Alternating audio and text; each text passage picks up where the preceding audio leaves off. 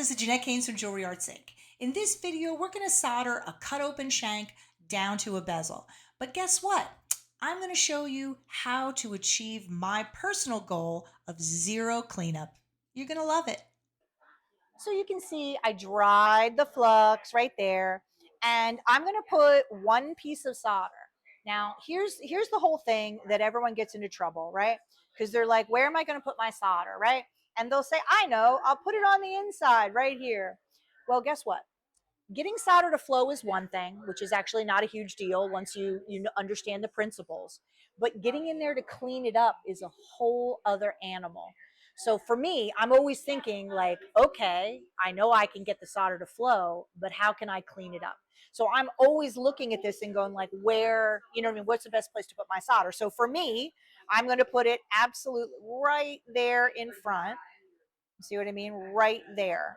Because that is the easiest spot to clean up. If there's a little solder scar there, I can go right in there with a wheel or file or sandpaper and clean it up easily. In here, extremely difficult. Under here, even worse. Because again, like you can't really get in there. And then, so it's one of those things like, I guess because I hate cleanup so much, I'm always thinking about cleanup and always thinking like, okay, what's the strategy? Because my goal is always 0% cleanup. I may not achieve it, but I'm going to fucking try whatever I can. Okay, so I'm going to put a little piece of solder there. And here's another thing too. Am I going to put solder on both sides? No. Can I look at two things at once? No. So I'm going to do the one side and then we'll do the other side. But I am going to keep the paste flux there to keep it clean so that I don't really have to stop in the middle and pickle and set it up again. You know what I mean? Keep putting one piece of solder on each side and that's enough. You don't have to put 4 pieces. Neither of those things. I'm going to do one side because I can only look at one thing at a time. And if I'm focusing over here, then something over here could be fucked. Okay. Right?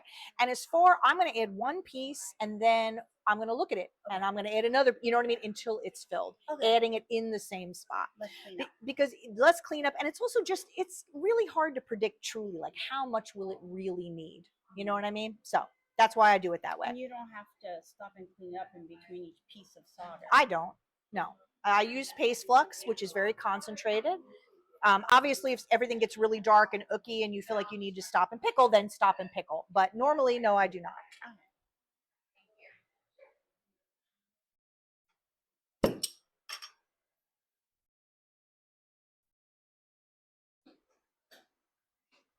Just drying the flux a little bit.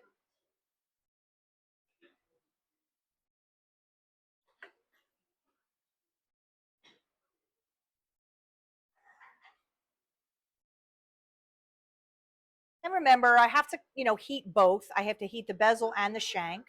But the shank is bigger than the bezel, or heavier, I should say.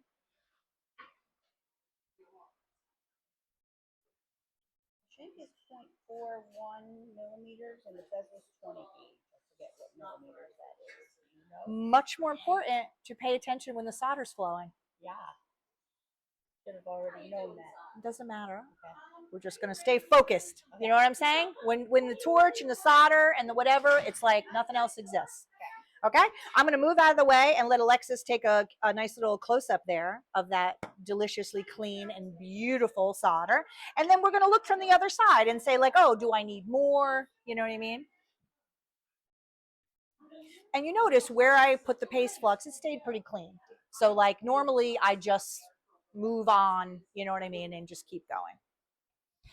So now I'm just going to work on the other side. It looks to me like it flowed all the way through. We were just saying like, I think it filled all the way. If it didn't, after we pickled it, of course, we could always add another piece.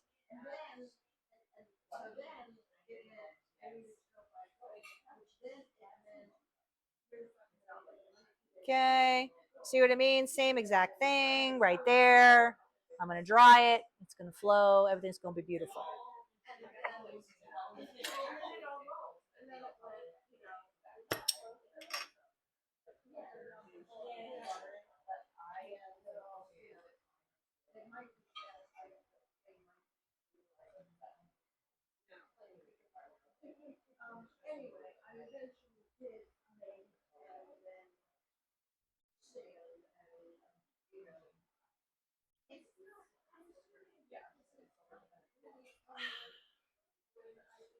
Beautiful.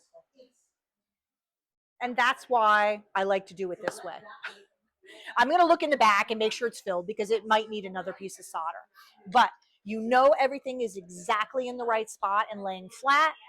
You have super minimal cleanup.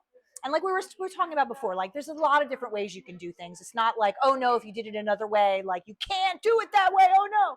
But like for me, it's about least cleanup, best result every time. Because there's tons of things you can do that you'll do once in a while and like, oh, it worked, and that's great.